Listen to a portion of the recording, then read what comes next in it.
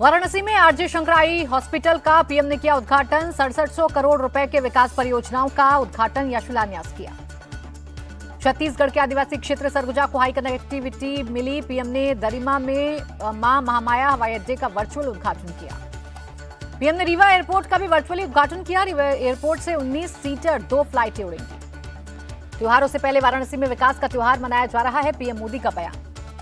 PM ने UPA सरकार पर साधा निशाना, कहा 10 साल पहले घोटालों की बात होती थी, आज जनता का पैसा विकास पर खर्च हो रहा। पीएम ने सपा और कांग्रेस सरकार पर उठाए सवाल, कहा 10 साल पहले काशी को विकास के लिए तरसाया जाता था। सीएम योगी बोले रोजाना काशी का विकास हो रहा है या विकास के कई काम हुए। महाराष्ट्र चुनाव के लिए बीजेपी ने पहली लिस्ट जारी की। 99 उम्मीदवारों का किया ऐलान। नागपुर साउथ वेस्ट से देवेंद्र फडणवीस को उतारा। कामठी से चंद्रशेखर बावनकुले, जामनेर से गिरीश महाजन, घाटकोपर पश्चिम से राम कदम, बांद्रे पश्चिम से आशीष शेलार को उतारा। मालबार हिल से मंगल प्रभात लोढ़ा, कोलाबा से राहुल नार्वेकर, कंकावली से नितेश राणे, पनवेल से प्रशांत ठाकुर को बीजेपी ने दिया टिकट। टिकट मिलने पर राहुल नार्वेकर के कार्यकर्ताओं ने मनाया जश्न। राहुल ने पीएम और शीर्ष नेतृत्व का जताया आभार। महाराष्ट्र बीजेपी चीफ चंद्रशेखर बावनकुले बोले महिला और किसानों के लिए हमारी सरकार ने बहुत काम किए, वो हमें वोट देंगे। शिवसेना उद्धव गुट सांसद संजय राउत का आरोप, महाराष्ट्र में बीजेपी हार रही है, इसलिए ईसी की मदद से वोटर लिस्ट में हेराफेरी करवा रही है। शिवसेना यूबीटी सांसद प्रियंका चतुर्वेदी बोली महायुति के नेता आपस में लड़ रहे हैं। लोकसभा चुनाव ट्रेलर था, पिक्चर अभी बाकी है, प्रियंका चतुर्वेदी का बयान। महाविकास अघाड़ी में सब कुछ ठीक नहीं, बीजेपी प्रवक्ता शहजाद पूनावाला का दावा। शहजाद पूनावाला ने झारखंड का भी मुद्दा उठाया, कहा इंडिया गठबंधन में टिकट बंटवारे से आरजेडी नाखुश है। शिवसेना यूबीटी को कांग्रेस ने दिया झटका, प्रवक्ता किशोर कन्हारे कांग्रेस में हुए शामिल। जेएमएम सांसद महुआ माझी का दावा, झारखंड चुनाव में हमारी पार्टी जीतेगी। महुआ माझी ने बीजेपी पर साधा निशाना, कहा उसके पास उम्मीदवारों की कमी। झारखंड में सीट बंटवारे पर बोले आरजेडी सांसद मनोज झा, कुछ फैसलों से फासला है, वो निपट भी जाएगा। हम राजनीतिक नैया को डुबोने नहीं देंगे, अंत तक एकजुट होकर चुनाव लड़ने की कोशिश करेंगे, मनोज झा का बयान। झारखंड में इंडिया अलायंस 2/3 बहुमत से जीतेगा, बिहार कांग्रेस चीफ अखिलेश सिंह ने जताई उम्मीद। झारखंड से बीजेपी सांसद दीपक प्रकाश बोले इंडिया अलायंस स्वार्थों का गठबंधन है, इसको जनता से कोई मतलब नहीं। झारखंड में एनडीए की सरकार बनेगी, जनता विकास के लिए बीजेपी को वोट देगी। छत्तीसगढ़ के डिप्टी सीएम अरुण साव का बयान। इंडिया अलायंस भ्रष्टाचारियों का अलायंस है, सोरेन सरकार से जनता त्रस्त है, अरुण साव ने साधा निशाना। कांग्रेस टीएसी की कल होगी बैठक, झारखंड और महाराष्ट्र चुनाव पर होगी चर्चा। बिहार में विधानसभा की 4 सीटों पर उपचुनाव, महागठबंधन ने उम्मीदवारों का किया ऐलान।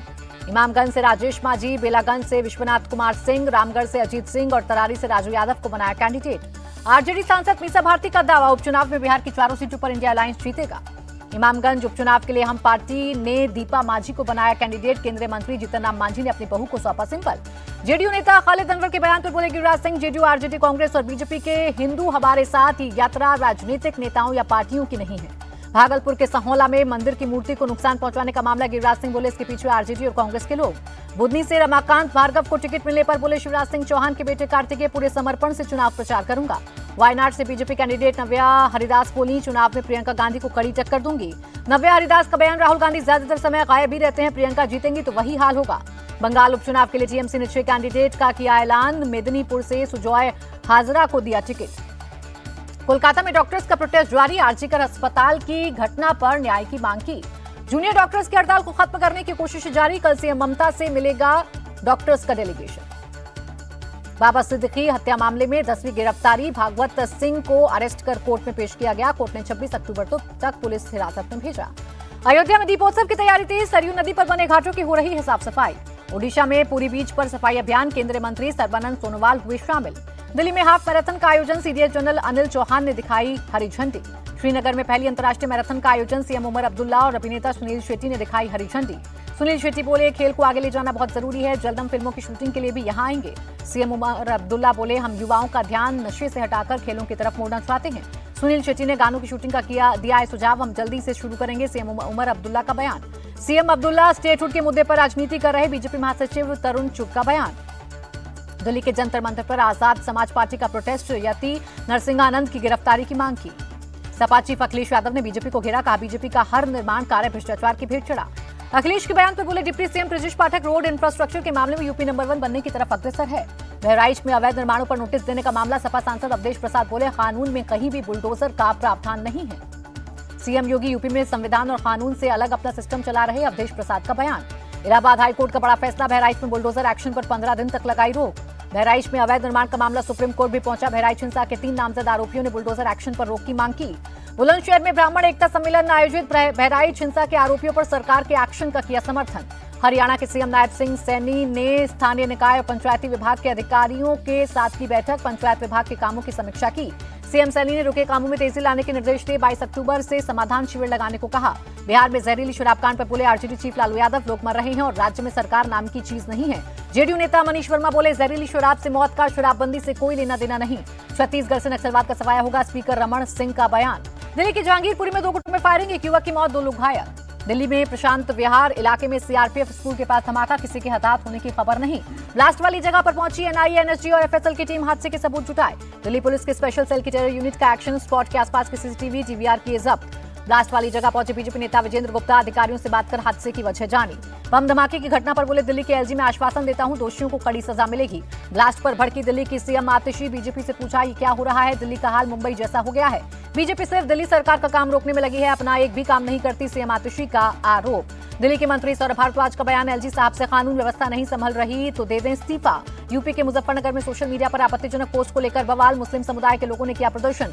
अखिल त्यागी नाम के शख्स की पोस्ट से मचा था बवाल, पुलिस ने आरोपी को किया अरेस्ट। हंगामे के बाद मुजफ्फरनगर पुलिस का एक्शन, आपत्तिजनक नारे लगाने समेत कई धाराओं में करीब 700 लोगों के खिलाफ केस दर्ज। यूपी के सीतापुर में चला बुलडोजर, अवैध अतिक्रमण पर दुकान और ढाबे बना रखे थे।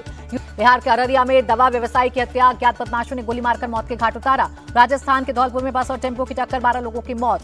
शादी समारोह से लौट रहा था परिवार, मरने वालों में अधिकांश बच्चे और महिलाएं। धौलपुर सड़क हादसे पर पीएम मोदी ने जताया दुख, घायलों के जल्द स्वस्थ होने की कामना की। अजमेर में अवैध दुकानों पर चला प्रशासन का बुलडोजर, नाले पर अतिक्रमण कर बनाई गई थी दुकानें। जयपुर में आरएसएस के स्वयंसेवकों पर चाकू से हमले का मामला, आरोपी नसीब चौधरी के घर के अवैध निर्माण को प्रशासन ने तोड़ा।